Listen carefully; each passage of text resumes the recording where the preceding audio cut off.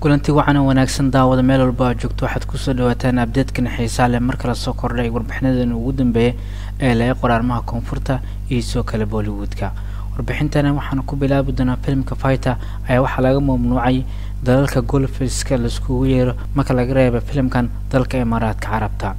idoo soo kale filmkan ku saabsan arrimaha actionka hawada ee Fighter ee ka harsantaa saacadooyin qura in lagu soo fasaxo qaybaha Hindiya ee January 25 ka 2024 ayaa waxay soo baxaan warar sheegaya in filmkani laga mamnuucay qaybaha golfiska dalalka la iskugu yeero marka laga reebo United Arab Emirates ee dalka Imaaraadka Carabta. sida ay qorayso shabakada bank filana arintana waxay mid aan la filaynin idoo soo kale filmkan oo ahaa mid xiiso lahaa saata arintan ayaa waxay keentay sabab la xiriira in filmkan uu ku saabsan yahay wararka Pulwama ee arrimaha argagixisada ku saabsanaa. filmkan director waxaa ka sidad anan waxaana hogaamiyay ka Hrithik Roshan, Deepika Padukone iyo Anil Kapoor. Fighter wuxuu ballan qaaday inuu noqon doono film ku saabsan arrimaha actionka hawada iyo soo kale muuqaal halis leh in lagu soo bandhigi doono idoo soo kale ku saabsan sheekada ciidamada hawada Hindiya ee qaybta loo yaqaan Air Drones, taas oo soo kalena goosgooska filmkaas oo ahaa mid taageerayaal baaxad leh ka dhex abuuray kuwaas oo suurtageliyay sugayeen in filmkaas ay ka daawadaan qaybaha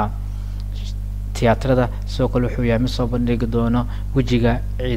wejiga argagixisada iyadoo soo kale filmkan inuu ku saabsan yahay wararka lagu magacaabay Pulwama ama deegaanka Pulwama ayaa wuxuu yahay mid lagu gafayo qaybta Pakistan iyadoo soo kale ay tahay cayr qiisa oo kusoo horjeeda Pakistan sida warbixinta lagu xusay, taas oo loo arkay in sababaha ka dambeeysa in laga joojiyo qaybaha golfiska. iyadoo soo kalena marka ay dib u faafareebeen filmkan waxay u arkeen in uu yahay mid warar been abuur ah halkaas ka gudbinayo. arrintaasi ay nijib ku noqotay qolada filmka iskala igu warba in lacag waaliya ay ka soo xareeyaan ama ay ka helaan qaybaha golfiska kaliya Imaaraadka Carabta ayaan u suurtagal ah filmkan in laga daawado halkaasi. si kastaba filmkan ayaa wuxuu yahay mid Republican deeg la daawan doono wuxuuna film afka lagu wadahay lama oga saameynta ku yeelan karto filmkan qaybahaasi ee Imaaraadka Carabta marka laga reebo golfiska in laga mamnuuco. نعكر waxaan soo leegi doonaa filmka Defara oo hogaamiyaha Junior NTR ayaa waxa la sheegay inuu dib u dhac ku imaan karo. filmkan xiiso leh ayaa wuxuu yahay mid Junior NTR loo daawan doono kadib guusha filmkiisa weyn ee RRR, taasoo keentay in Defara oo filmkan uu soo bixi doono xidigan. filmkan aragtiisa koowaad iyo muuqaalkiisa koowaad filmka waxay noqotay mid saameyn ka dhex abuurtay taageerayaashiisa iyagoo suugay filmkan. iyadoo la rabo filmkan in loo adeegsado VFX sare ayaa wararka ugu dambeeyay markaan la qorayo waxay sheegayaan in Cortala Shifa uu rabo in filmkan dib u dhac uu keeno sabab la xiriira filmkan budget weyn lagu maalgelin doono ayaa waxaa la rabaa in VFX fiican loo adeegsado. filmkan qayb waxaa ka Janvi Kapoor iyo Saif Ali Khan.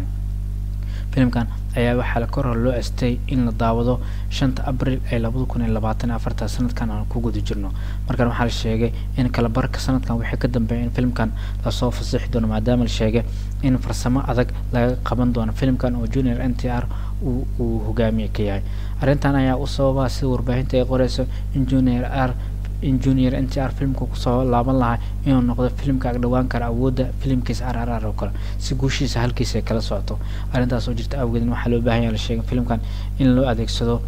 wax walba in laga dhigo si dhab ah si loo arko in filmkan uu noqdo mid daawadayaasha ay ka heli karaan sheekada filmkana ee la falgali karaan. ugu dambeyntii waxaan sleegi doonaa directorka Sanjay Leela Bhansali ayaa wuxuu rabaa in film uu isku keeno Ranbir Kapoor, Alia Bhatt iyo soo kale Vicky Kaushal. film soo saarahan iyo directorkan caanka ee Sanjay Leela Bhansali ayaa wuxuu yahay mid dib ugu soo laaban doono film ku saabsan arrimaha jaceylka, kaas oo rabo in uu sameeyo film ku saabsan arrimaha dramaha iyo soo kale ku saabsan jaceylka waqti xaadirkan. sida wararka ay qorayaan filmkaas waxaa la sheegay in uu keeni doono mashruucan Ranbir Kapoor, Alia Bhatt iyo soo kale Vicky Kaushal.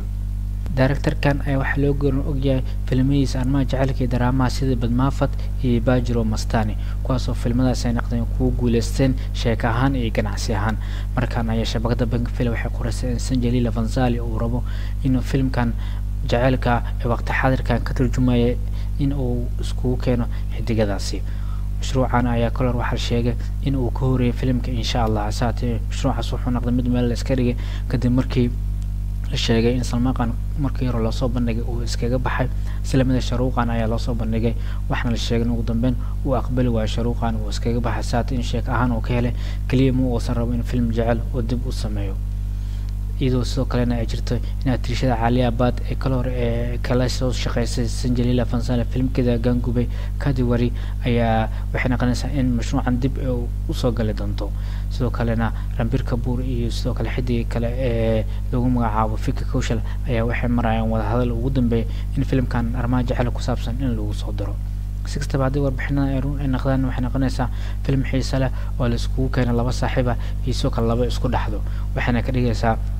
in lagu soo bandhigi doono jacayl saddex dhinac ah taas oo ka dhigaysa filmkan mid xiiso leh waxaana Sanjalila Fansana alab lagu amaanaa in filmadiisa uu ku soo bandhigo jacayl aad kaga helaan daawadayaasha intaaynu kusoo koobno daawada haddii warbixinada ka sheegnay noo soo kala saxabtiin wadaaga meel walba joogtaana waqtiga ha idin wacnaado